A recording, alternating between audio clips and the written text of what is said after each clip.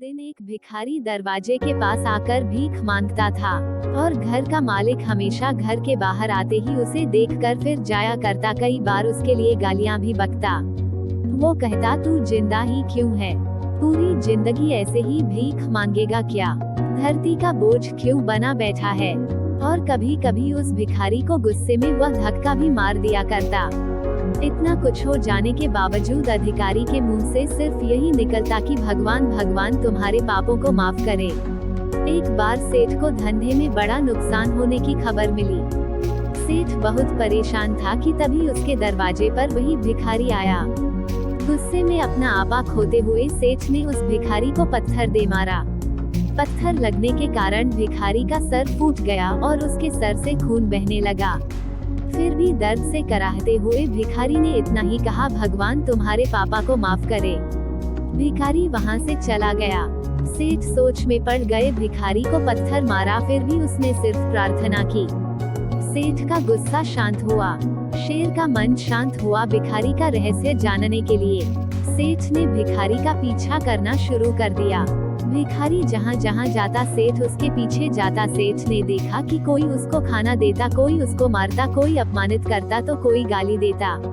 लोग भिखारी के साथ चाहे जैसा व्यवहार करते, लेकिन भिखारी सबके लिए एक ही प्रार्थना करता, भगवान तुम्हारे पाप माफ करें। अब रात होने को आई थी। भिखारी अपने घर जाने के लिए लौटा। वो अपने घर पहुंच गया, लेकिन सेठ अब भी उसका पीछा कर ही रहा था। एक पुरानी टूटी हुई खटिया पर एक बूढ़ी औरत लेटी हुई थी। काफी कमजोर और बीमार लग रही थी। वह भिखारी की पत्नी थी। अपने पति को वापस आता देख वह खाट से उठ खड़ी हुई। पत्नी ने अपने पति के भीख वाले कटोरे में देखा, उसमें सिर्फ आधी बासी रोटी थी। उसे देखकर वह बोली, आज बस इतना ही मिला, और हाँ, आपके सिर से खून निकल रहा है, ये चोट कैसे लगी? बूढ़ा भिखारी बोला, आज बस इतना ही मिला, किसी ने कुछ दिया ही नहीं। सब ने गालियां दी और एक नए पत्थर भी फेंकना, इसीलिए मेरा सर फट गया।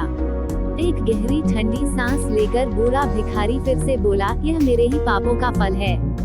तुम्हें याद है कुछ सालों पहले हम कितने अमीर थे? क्या कुछ नहीं था हमारे पास? हमारे पास हर चीज जरूरत से ज्यादा थी, लेकिन हमने कभी दान नहीं किया।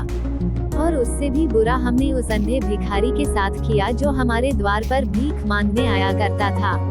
बूढ़ी पत्नी की आंखों में आंसू आ गए। वह बोली, हाँ, हम उस बेचारे अंधे के साथ बहुत बुरा करते थे। उसका अपमान करते थे, उसे खाने के लिए रोटी की जगह कागज दिया करते, उसका मजाक उड़ाया करते और कभी कभी मारा भी करते। मैंने कभी उसको रास्ता नहीं दिखाई। एक बार मैंने उसके मुंह पर मिट्टी भी फेंकी थी और वो हमेशा दुखी होकर यही कहता कि भगवान तुम्हें तुम्हारे किए की सजा देगा, भगवान तुम्हारे पापों की सजा जरूर देगा। उसका श्राप सच हुआ और हम इस दुख भरी जिंदगी में आ गए। भिखारी बोला, हाँ, उसका श्राप सच हुआ, इसलिए मैं किसी को बददुआ नहीं देता। चाहे कोई मेरे साथ कैसा भी बर्ताव करे, मैं हमेशा उसके लिए प्रार्थना करता हूँ। मैं नहीं चाहता कि कोई भी हमारे जैसे जिंदगी का अनुभव करे, किसी को भी हमारे जैसे दुखों का सामना करना पड़े। वो नहीं जानते कि वो कितना बड़ा पाप कर रहे हैं, इसलिए अनजाने में हुए पाप की ऐसी सजा किसी को भी मिले, मैं नहीं चाहता। सेठ वहीं पर छुपकर यह सारी बातें सुन रहा था। अब उसे सब कुछ समझ में आ गया था। भिखारी और उसकी पत्नी ने वह आधी रोटी मिल बांटकर खाई और भगवान को धन्यवाद बोलकर सो गए। अगले दिन बड़ा भिखारी फिर से भीख मांगने गया। सेठ के घर के पास जाते हैं। सेठ ने पहले से गरम रोटी या उसके लिए निकाल कर रखी थी। उसे देते हुए सेठ विनम्रता से बोला, माफ कर दीजिए बाबा, उसे बहुत बड़ी गलती हो गई। बूढ़ा भिखारी बोला, भगवान तेरा भला करे। इतना कहकर वह आगे निकल गया।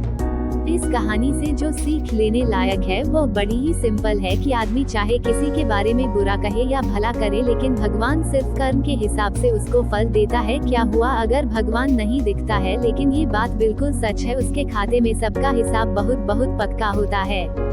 इसलिए जब किसी के लिए कुछ भी करो तो अच्छा ही करो।